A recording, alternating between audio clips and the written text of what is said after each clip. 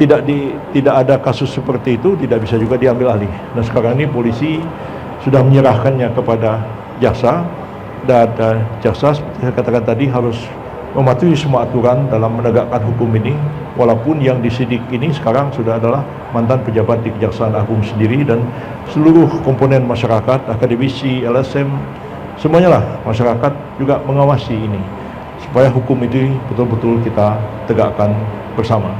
Jadi, rekan wartawan, terima kasih sudah menunggu. Hari ini saya datang ke IPDN di Jatinangor untuk menyampaikan kuliah umum dengan tema memperkuat supremasi hukum dan integritas aparatur sipil negara.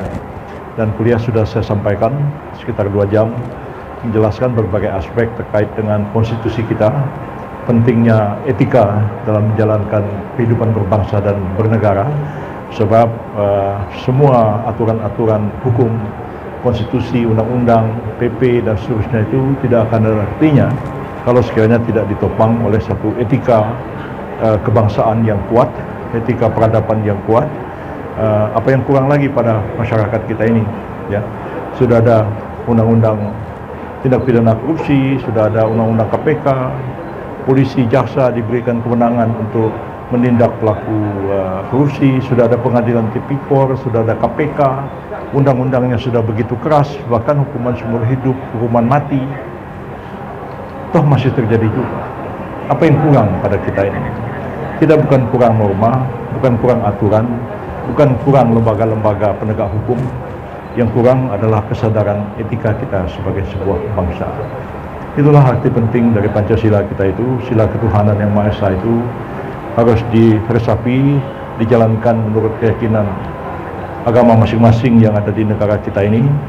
Dan mari kita jiwai kehidupan berbangsa dan bernegara kita itu berdasarkan prinsip-prinsip etika keagamaan itu. Kalau itu kita jalankan, insya Allah kita akan mampu mencapai cita-cita kita bersama, mewujudkan Indonesia emas pada tahun 2045 yang akan datang.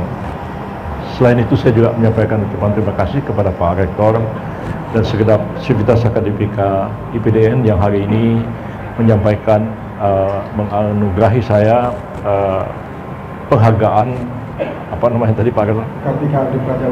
Kartika Adi Praja Utama kepada saya, dan juga mengangkat saya sebagai alumni kehormatan dari IPDN. Saya syukuri dan saya terima kasih atas penghargaan ini.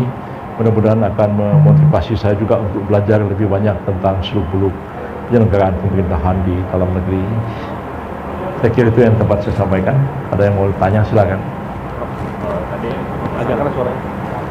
Pesannya siapa kepada para praja yang akan berada di tengah-tengah masyarakat?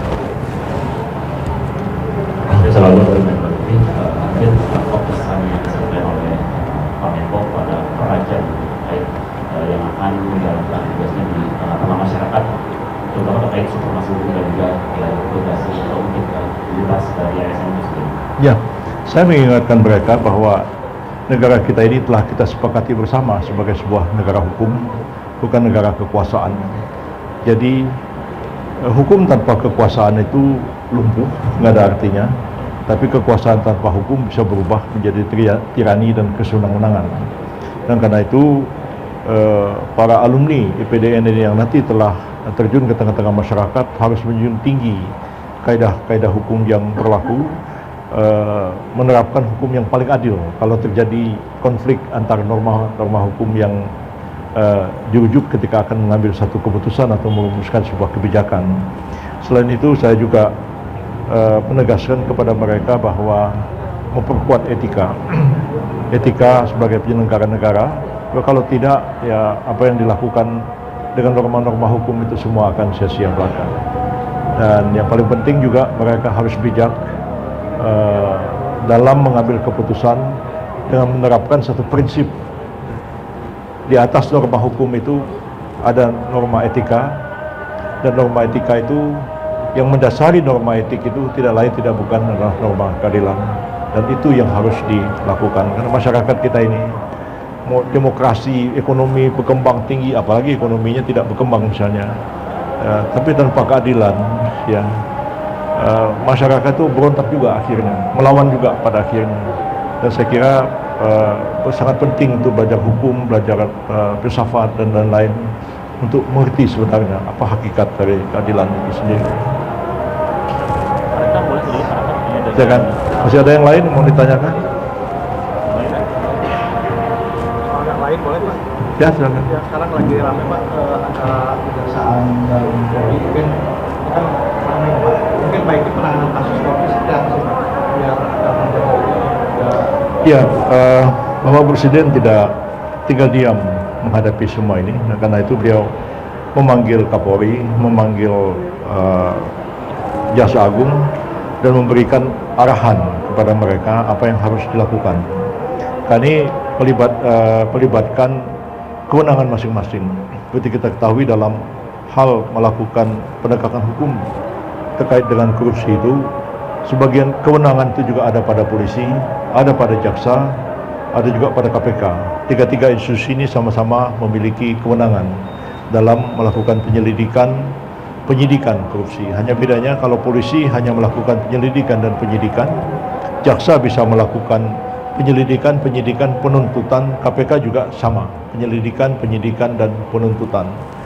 Dalam kasus dugaan terjadinya tindak pidana yang melibatkan pimpinan yang sekarang sudah mengundurkan diri dari kejaksaan, memang diperlukan satu sikap ekstra hati-hati. Dan ketika para jaksa yang sekarang ini menerima pelimpahan untuk menangani perkara ini, untuk melakukan penyidikan lanjutan setelah ditetapkan sebagai tersangka, tetap harus memegang teguh kaidah-kaidah hukum terkait dengan penegakan hukum di bidang korupsi itu untuk membangun kepercayaan seluruh lapisan masyarakat. Tidak, ini merupakan satu ujian yang berat bagi kita, tapi sebagai satu kenyataan yang kita tidak dapat tolak dan kita bantah. Dan karena itu harus dengan ketegaran, keberanian dan keyakinan yang kuat bahwa hukum harus ditegakkan meskipun yang harus disidik dan kemudian dituntut ke pengadilan itu adalah mantan pimpinan di Kejaksaan Agung sendiri.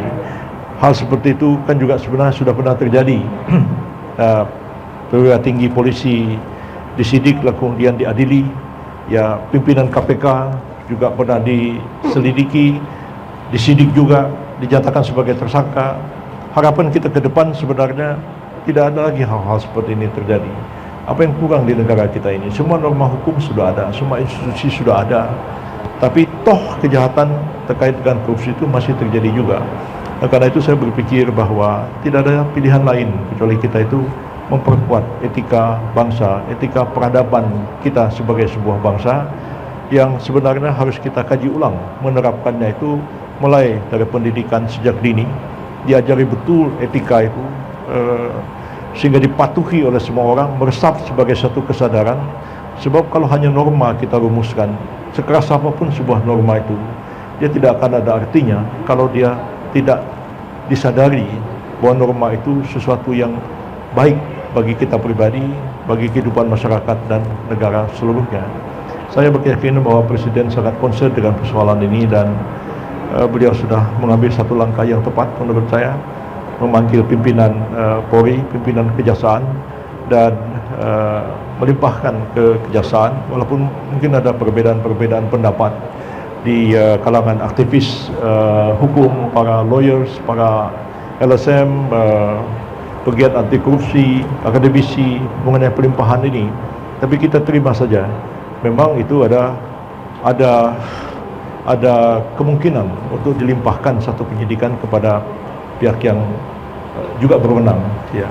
Kalau KPK itu dia bisa mengambil alih ya penyidikan kalau dianggap bahwa penyidikan itu mengandung korupsi juga di dalamnya atau berlarut-larut tidak ada kejelasan, maka KPK berwenang untuk mengambil alih penyidikan korupsi. Tapi kalau tidak ada kasus seperti itu, tidak bisa juga diambil alih. Nah, sekarang ini polisi sudah menyerahkannya kepada jaksa dan jaksa seperti saya katakan tadi harus mematuhi semua aturan dalam menegakkan hukum ini, walaupun yang disidik ini sekarang sudah adalah mantan pejabat di Kejaksaan Agung sendiri dan seluruh komponen masyarakat, akademisi, LSM, semuanya lah masyarakat juga mengawasi ini.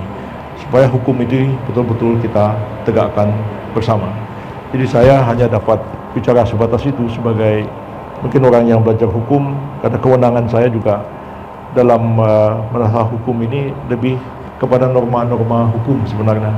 Koordinasi dalam norma, koordinasi dalam HAM, bukan penegakan hukumnya. Kalau penegakan hukum itu berada di bawah Menko Polhukam, jadi saya nggak bisa masuk terlalu jauh. Ya. Itu ya. Tapi saya yakin apa yang dilakukan Presiden, Pak Menko Polhukam juga sudah on the track, dan kita harapkan ini bisa terselesaikan dengan baik. Ya, artinya hukum akan ditegakkan dan sampai kepada proses dan selanjutnya penyidikan ini kalau memang cukup bukti kan bisa tingkat sampai kepada penuntutan di pengadilan. Sama-sama kita tunggu perkembangan ini. Cukup ya? Iya, baik. Gak sempet baca? Dengerin aja, klik icon text to speech di okezone.com.